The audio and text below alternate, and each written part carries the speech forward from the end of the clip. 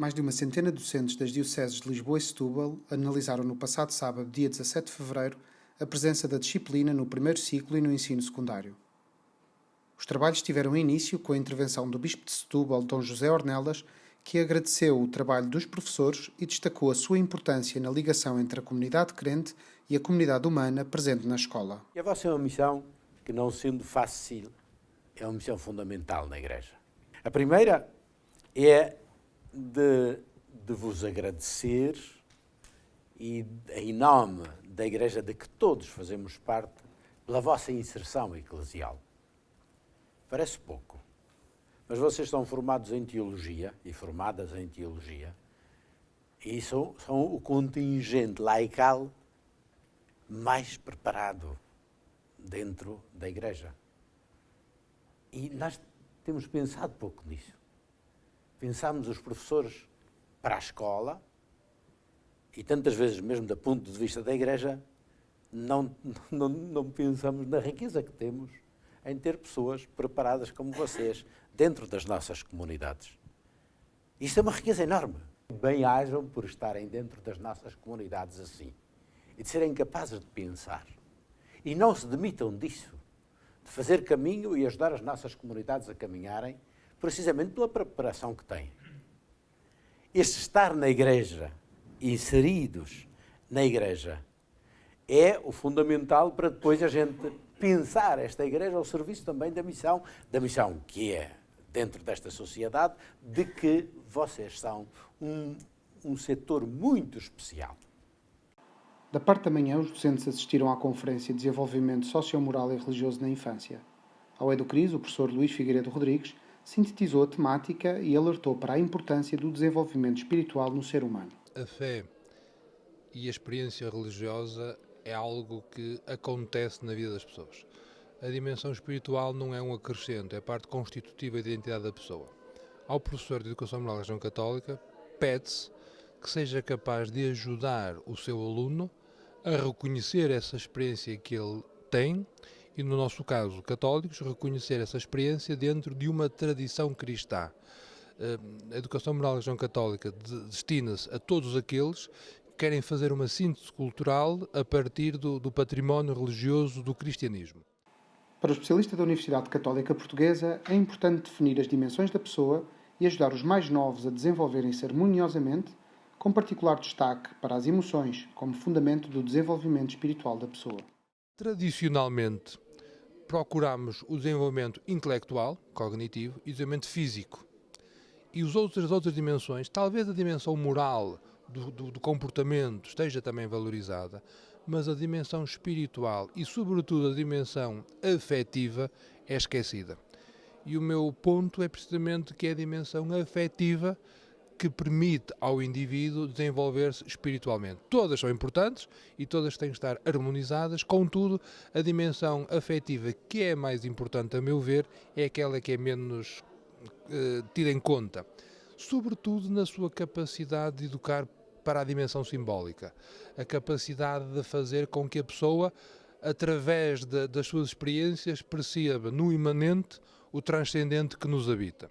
Para a ação pedagógica nesta faixa etária, o docente destacou o papel das narrativas com sentido para a educação das emoções e do espiritual e lembrou a riqueza da Bíblia como importante marco cultural. Para a criança do primeiro ciclo, com todas as suas características, temos que ajudá-la a perceber isso com diversos recursos, dos quais o mais destacado é a narrativa. Narrar experiências, narrar histórias de Deus, de forma que a criança compreenda, mas que seja uma história que a criança possa acompanhar ao longo da vida. Uma história que faça sentido para a criança, mas que depois aquela criança, quando for jovem, consiga encontrar um sentido como jovem e depois como adulto, aquela história continua a ter um sentido. Dentro das diversas histórias que nós temos, a Sagrada Escritura é seguramente o baú onde podemos ir buscar o maior manancial dessas narrativas. Presente na formação, Dom Nuno Brás, Bispo Auxiliar de Lisboa e membro da Comissão Episcopal da Educação Cristã e Doutrina da Fé, agradeceu o trabalho e a missão dos professores de Educação Moral e Religiosa Católica do país inteiro, convidando-os a ajudarem a fazer da disciplina uma síntese do saber humano, a ser uma experiência de sabedoria à maneira de Jesus. Sublinhar o quanto é importante o vosso trabalho e a vossa missão. E gostava muito de sublinhar este segundo aspecto, a vossa missão. Fazer da MRC a síntese dos saberes. Aquela disciplina onde se faz a síntese do saber. E onde se propõe a sabedoria. Não é? Isso parece-me importante. Parece-me importante com todo este compartimentado que está o ensino em Portugal e os vários saberes. Jesus Cristo é o único que é capaz de fazer a síntese da própria humanidade. Não? Se nós queremos gente harmoniosa, se nós queremos adultos que sejam capazes de fazer a síntese, de viver assim, de uma forma harmoniosa, as várias dimensões da vida, temos que propor Jesus Cristo. No final da manhã, o sociólogo Eduardo Duque analisou as alterações no mundo pós-moderno e sintetizou os grandes desafios que se colocam hoje à escola no ensino do religioso. Aquilo que eu penso é que é preciso que cada professor evite a falsa mobilidade. Ou seja, nós somos muito fruto da nossa sociedade, como é óbvio, estamos inseridos neste contexto, que é o nosso, social, e andamos a correr imenso. Todos temos muitíssimo para fazer, muito que escrever, muito que andar, muito para falar, etc.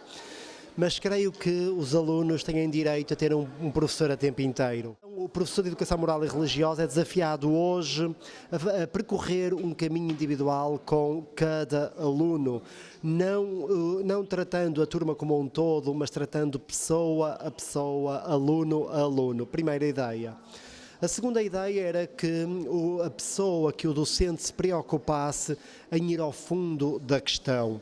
Não tanto preocupado em dar a matéria toda, mesmo que o programa não seja cumprido, que a pessoa pare, que a pessoa vá ao fundo do tema, que a pessoa entre no tema e leve o aluno a entrar, porque senão corremos o risco de ser tudo muito por cima, ser tudo muito paliado e o aluno ficar muito na onda das coisas, não é?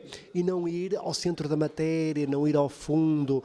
O aluno não percebe o que é que aquilo lhe toca na vida, o que é que isto me quer dizer? Seria importante propormos uma igreja reconciliada com as pessoas, uma igreja que não imponha, uma igreja que proponha, uma igreja que não seja autoritária, mas que faça o caminho com as pessoas, que eles vejam o padre, que eles vejam o bispo, que eles vejam um amigo acima de tudo, porque senão temos a igreja por um lado e a sociedade por outro. Aquilo que aconteceu exatamente no século XVIII, XVII, século XVIII e século XIX, mas de modo particular no tempo do Iluminismo, em que a Igreja via a sociedade como um bicho-papão, não é? Com todos os desenvolvimentos tecnológicos. E então aquilo que se propõe é uma Igreja conciliada com a sociedade. Creio que, se assim for, os alunos compreendem e os alunos vêm às nossas aulas, os alunos querem porque compreendem uma Igreja próxima, compreendem que a Igreja tem uma palavra concreta para cada um. As primeiras 4 edições desta iniciativa já reuniu mais de 500 mil docentes. Ao Educris, o coordenador da disciplina no SNEC, professor Fernando Moita, fez um balanço muito positivo destas ações formativas e projetou as restantes edições de uma iniciativa que quer colocar os docentes a refletir sobre o primeiro ciclo e o ensino secundário. Como balanço, no final desta 4ª formação, de certa maneira estamos a meio, porque são 8 formações que iremos realizar durante este ano letivo. Apetece-me buscar o lema das nossas formações: fidelidade à pessoa, alegria na missão. Penso que conseguimos ser fiéis às expectativas dos professores.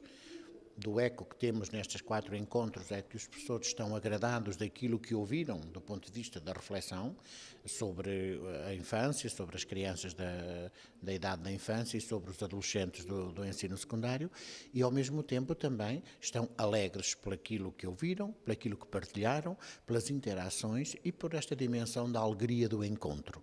nestes 4 encontros que já tivemos, nestas 4 formações, em 4 cidades, Porto, Viseu, Beja e agora em Lisboa, nós reunimos muitas centenas de professores de Educação Moral Religiosa Católica e todos eles acreditam, também com estas ações de formação, que o papel deles é extremamente importante.